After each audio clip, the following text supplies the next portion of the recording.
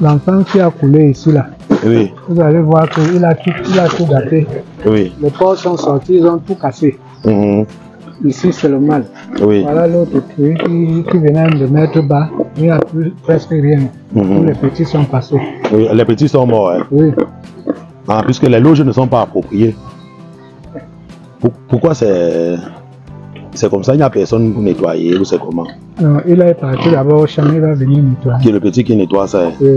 Les amis, une vidéo où vous expliquez ce qu'il ne faut pas faire lorsque vous êtes en train de vouloir vous lancer dans l'élevage des porcs. La vidéo que je m'en vais vous présenter vous montre les erreurs que beaucoup de personnes commettent sur le terrain et qui les entraînent vers la ruine, vers l'échec dans leur projet d'élevage de porcs. Beaucoup vont dire que c'est pas rentable, mais il faudrait aussi se demander pourquoi le projet n'est pas rentable. Il y a beaucoup d'erreurs qu'on commet au quotidien lorsqu'on se lance dans cette activité-là. Et je m'en vais ainsi dans cette vidéo donc partager avec vous ce que mon partenaire a eu à découvrir sur le terrain lors d'une de ses descentes, toujours pour les membres de la diaspora bien sûr, tout comme moi, tout comme vous, qui lancez les projets au niveau du pays, mais qui n'étiez pas sur place et voilà, qui auraient peut-être eu pour enregistrer des pertes et sans savoir pourquoi cela était arrivé ainsi. Il vous donne donc la réponse à ces questions-là dans cette vidéo. Suivez jusqu'à la fin et vous allez découvrir un bon nombre de trucs que vous et moi commettons très souvent comme erreur dans nos différents projets. C'est très simple, suivez jusqu'à la fin et vous allez découvrir. Retrouvons-nous dans la prochaine, les gars. Amoureux de l'élevage, bienvenue dans cette nouvelle vidéo, les connus d'élevage leader. Aujourd'hui, nous sommes du côté de Boumniobel. Donc nous sommes comme ça en train de nous rendre sur le site d'un de nos partenaires de la diaspora qui nous a contactés, qui a décidé d'investir dans cette zone. Mais malheureusement, il nous a fait comprendre que depuis pratiquement un an qu'il est en train d'injecter l'argent dans son activité, elle n'est pas vraiment rentable. Et il a décidé que nous puissions faire une descente sur le terrain pour une consultation, afin de lui apporter des solutions pour que son activité puisse s'améliorer ici au pays. Donc nous sommes comme ça en train de nous rendre sur le site. Et sur le site, comme d'habitude, nous allons faire une vidéo en direct avec celui qui pilote le projet ici au pays, justement pour vous présenter pourquoi l'activité n'est pas rentable. Et au sortir de cette visite aussi, nous allons fournir à notre partenaire des solutions pour mieux améliorer son projet ici au pays.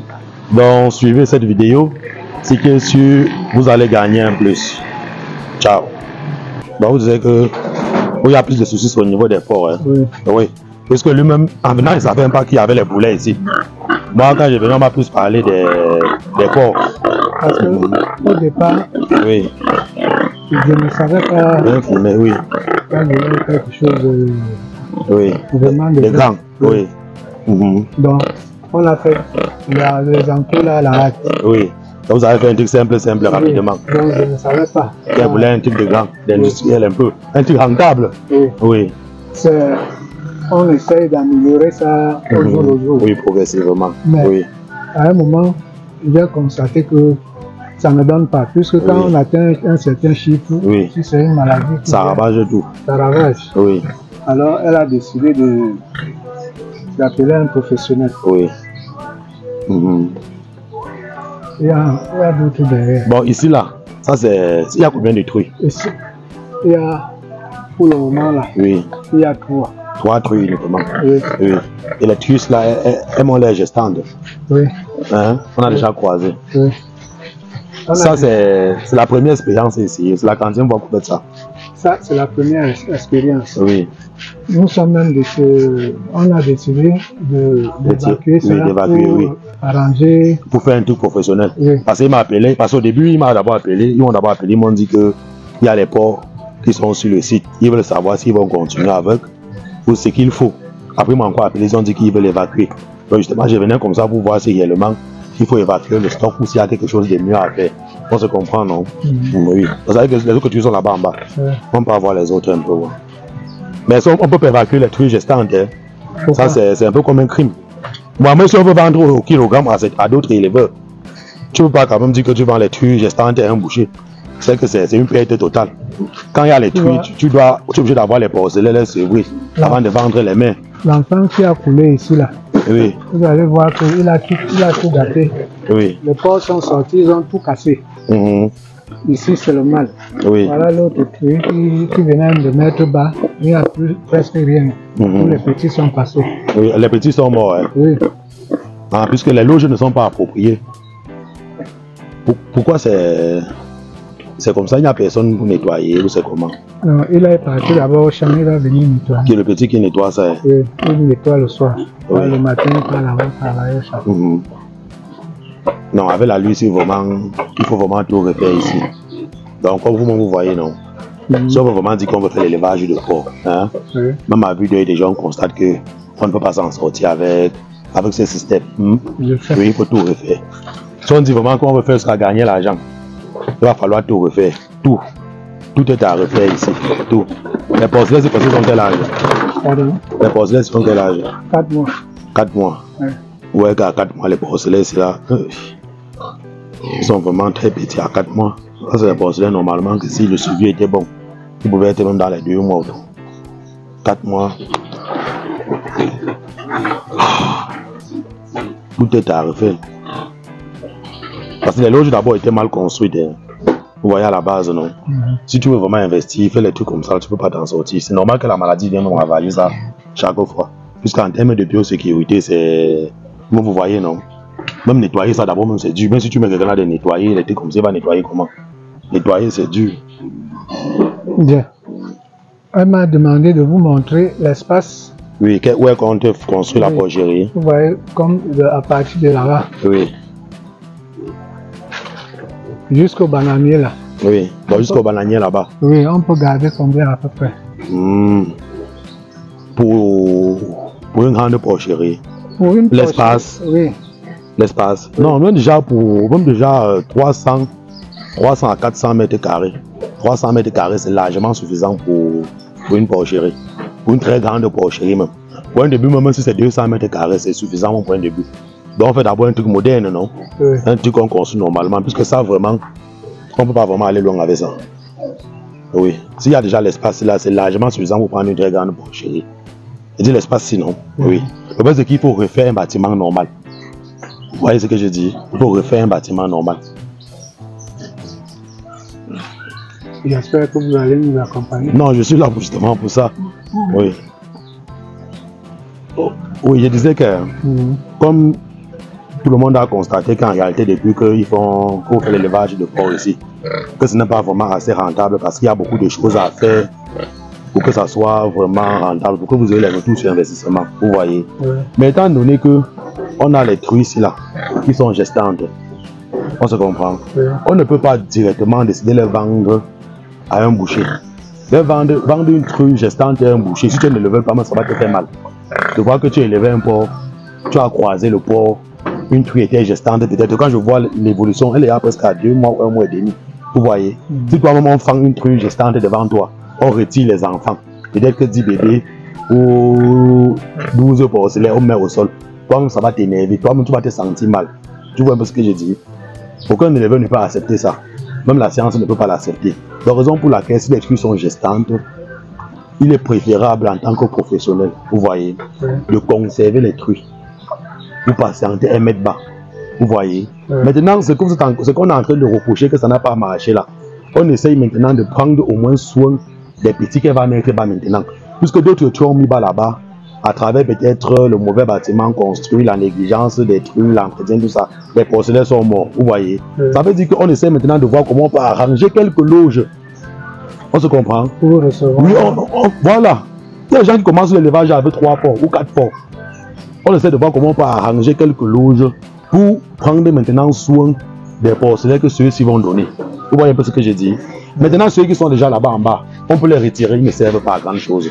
Le mâle qui est là-bas, la truie qui est là-bas, elle ne servent plus à grande chose. Puisqu'elle n'est pas gestante, elle a mis les porcelaines, elle a tout tué.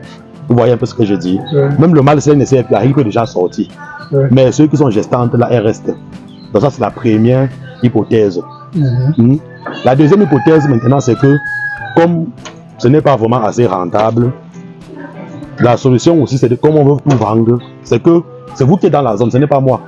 Moi, je suis que de passage, je viens seulement vous conseiller, je vous oriente. C'est que vous maintenant, vous pouvez chercher maintenant certaines personnes qui veulent se lancer dans l'activité ou certains éleveurs que vous connaissez. Vous voyez, vous leur proposez donc, on a les truies gestantes qu'on veut sortir. Vous voyez. Mais la difficulté maintenant, c'est que les tueurs, ils ont déjà mis bas une fois. Elles sont à la deuxième mise bas. C'est toujours un éleveur qui maîtrise, lui, il n'a pas trop de problème parce que c'est généralement quand la deuxième mise bas, les portées sont un peu élevées. Et s'il prend la truie gestante, il peut avoir s'il prend une truie gestante, il peut avoir les porcelets. Après, il vend toujours la truie, il n'a pas de problème. Donc, ça veut dire qu'une personne peut toujours acheter ça comme ça.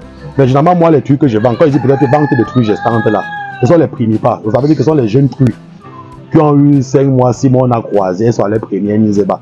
Donc, ce ne sont pas les vieilles truies qu'on peut vendre à un éleveur pour qu'il parte faire la reproduction. Je ne sais pas si vous voyez un peu. Donc, il y a une nuance. Donc, vous allez voir entre vous maintenant ce qui cadre mieux avec votre contexte.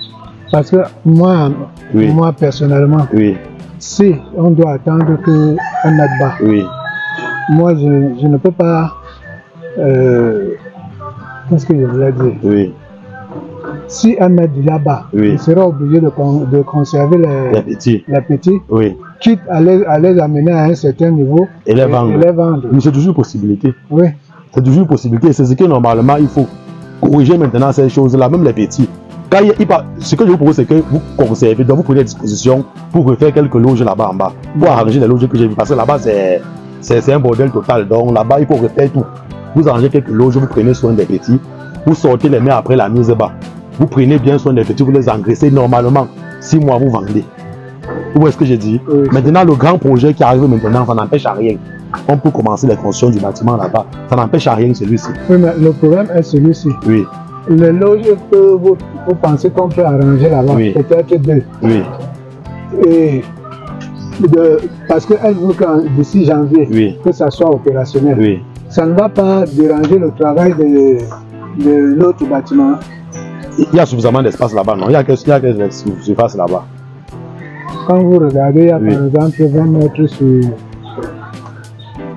Non, 15 mètres sur peut-être 25. Est-ce qu'elle peut pas utiliser tout ça? Elle ne peut pas utiliser tout. Moi, si elle veut construire vraiment un très grand bâtiment, on n'est pas obligé de détruire ceci pour l'instant, comme j'expliquais. Oui, c'est ça qu'elle disait que j'ai proposé 2 solutions. Une autre solution aussi, c'est de prendre une décision stricte, non? Vous pouvez décider que bon, on sort tout, vous sortez tout, vous quittez sur les problèmes. Mais moi, je parle en tant qu'un professionnel, je suis là pour vous conseiller. Vous voyez un peu? Elle ne veut pas quitter sur le problème. Elle veut améliorer. La meilleure solution pour éviter de tout perdre, c'est de conserver d'abord un bas. Vous sortez tous les trucs, après vous vendez les porcelets. Après, on vient avec les nouvelles races. Parce que les races, il faut qu'on les sorte d'abord tous. On vient avec les bonnes races maintenant. Vous voyez ce que j'ai dit? C'est ce qu'il faut faire. Parce qu'on a parlé, elle m'a dit que vous alliez nous donner au moins quelques trucs. Oui, c'est ça qu'il faut faire. Oui. Donc, c'est couper tout, on paie encore plus. Vous voyez. La vidéo, je vais l'envoyer, même elle va voir. D'accord. Ça veut dire que c'est le plus que vous utilisez pour nourrir les bêtes. Oui, c'est bien, c'est pas mal. Ça ne t'arrive pas. Non. Ça ne t'arrive pas. Bon, ça veut dire que c'est bon. Ça veut dire qu'il faut maintenant voir comment on peut faire pour lever le bâtiment. Et monter l'eau. Parce que pour monter l'eau, c'est très simple. Si on met déjà un bon bâtiment là-bas, on met seulement une pompe à l'intérieur. On fait un château, ça charge à l'intérieur et ça peut ravitailler les bâtiments. Même là-bas devant où il y a le poulailler là, on peut mettre les abreuvoirs automatiques là-bas ou même un robinet pour faciliter aussi le travail. Vu que c'est pas facile de puiser l'eau ici et partir là-bas servir les poulets, ça fatigue tellement. Quand parfois tu envoies un enfant qui va servir l'eau au poulet, il voit seulement comment il va venir ici tirer d'abord l'eau, porter encore, partir là-bas, se baisser et mettre. Encore avec les abreuvoirs que j'ai vu là-bas qui sont les petits là, lui-même, on va te dire que non, papa, vraiment, laisse ça. Parce que ça fatigue. Oui, et justement pour avoir les bons résultats, il faut faciliter le travail. C'est pour ça que dans certains bâtiments, vous allez voir, on met les abreuvoirs automatiques ou on met un robinet proche du bâtiment où tu vas l'employer prendre son tuyau. Ça facilite le travail. Parce que quand il y a trop de manutention, l'homme, lui, il fuit. Oui.